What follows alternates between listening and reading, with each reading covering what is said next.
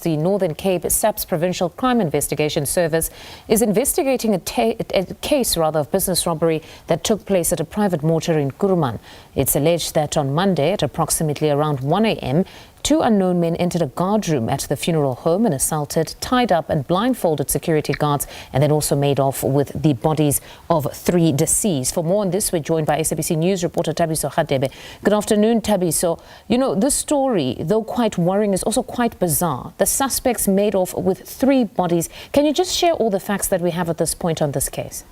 Yes, good afternoon to you, Mfundo. As you correctly mentioned, the 2 people forced themselves into this particular funeral parlor here in Kuruman, assaulted and blindfolded the security guard here, and he was also tied up. And also, they managed to take these 3 bodies, 2 adult males and also a baby.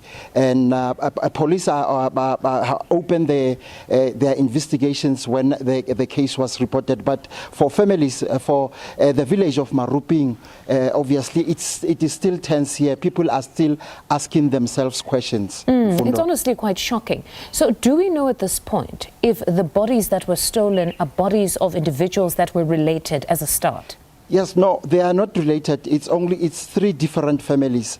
One family, when they were talking to us, they did not want to be interviewed by SABC, but they were just talking to us. They were saying that when this happened, when there was reports of a missing corpse at this particular funeral parlor, they were preparing to bury. And when they were visited by police, unfortunately, they had to stop everything. Now, police have launched a manhunt for this particular people. As we've heard earlier on, that a task team has been established by SAPS here in the Northern Cape to sort of look for these people, and also to sort of manage to look for the bodies, or rather the corpses of the people who disappeared or who were stolen. This is honestly quite devastating for these families, because firstly, they were still dealing with a loss of individuals. They were still to lay to rest their family members and begin the grieving process. But now this level of trauma of having the very bodies that you were to put to rest now being stolen,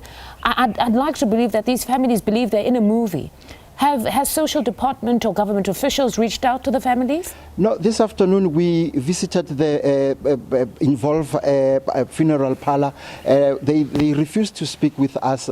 The king, or rather the chief of the local village, was also there to sort of give support, and then to hear from a funeral parlor themselves what really happened. We haven't seen any government person, or rather official, here visiting this particular area, or rather the funeral parlor. We tried to speak with the families.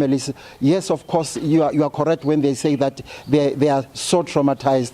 We went to this a village where one body, or rather one person who died, came from. They are saying that this is not adding up. They are smelling a foul play. They are saying that police must work hard to sort of investigate and arrest the perpetrators. Yes, of course, we spoke to the chief of the area. He was saying that they are concerned because there are people who've got policies at this particular funeral parlor, and they are worried. They are very concerned on what's next, what's going to happen now.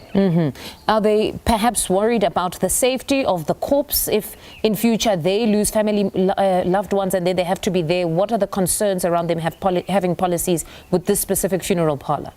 Yes, Mfundo, this place where this thing happened, or rather this robbery happened, it's a funeral parlor, very secured. It had a security, it had CCTV cameras, but you are surprised when you see at the place how these people managed to get in there. Yes, the chief is very, very concerned as to say, how did they manage to force their entry in this particular area and stole those 3 bodies? They are so very much concerned, including the very same chief of the area. He was saying that he was scared. This is very traumatizing. No, honestly, very traumatizing and quite bizarre.